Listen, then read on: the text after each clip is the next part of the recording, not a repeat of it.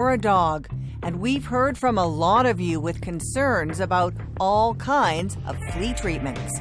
Something is in that product that is wreaking havoc. I know of at least 3 pets seriously sick. The damage on the dog's skin was truly disgusting. How do the manufacturers live with themselves? We learn people across North America have been reporting injuries to their pets for years, caused by flea collars. Rashes, burns, and worse, dozens and dozens of deaths. Some of the big names behind those collars: Hearts, Zodiac, and Sargent. Makes you wonder what's in them.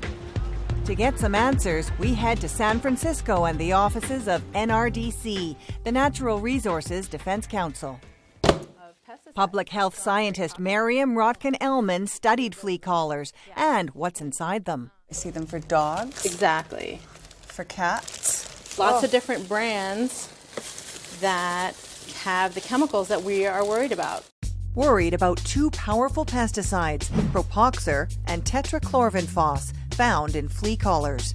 Both linked to serious health problems and considered unsafe, says this scientist.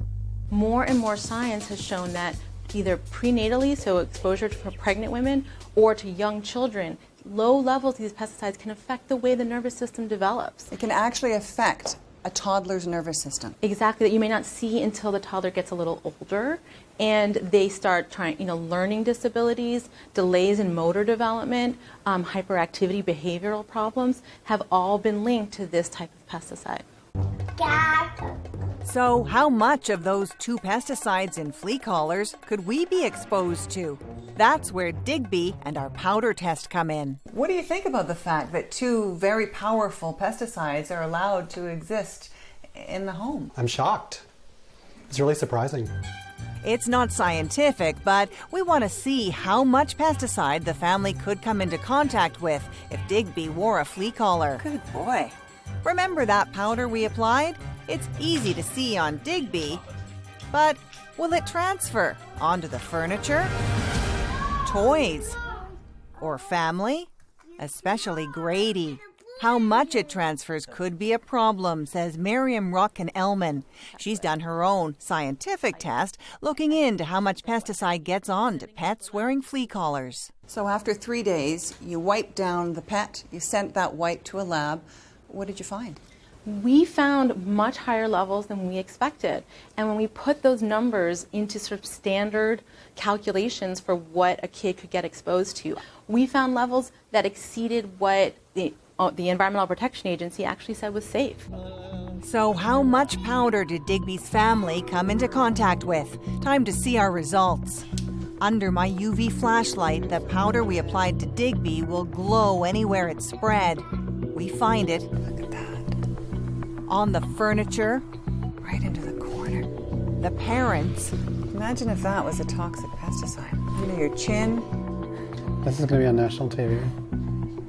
You're pretty covered. Whoa. all over Grady's toys. One of Grady's favorite trains. Wow, that toy is covered. And worst of all, Oh yeah, look at your hands. on Grady. That is very worrisome.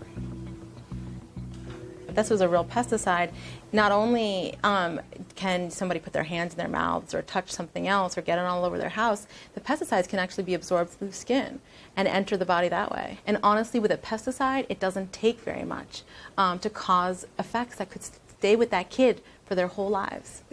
We tell Grady's dad, Frank Bassett, about the potential risks. I think this stuff needs to be off the market if it truly is as dangerous as it appears. So you think that this chemical should be banned immediately?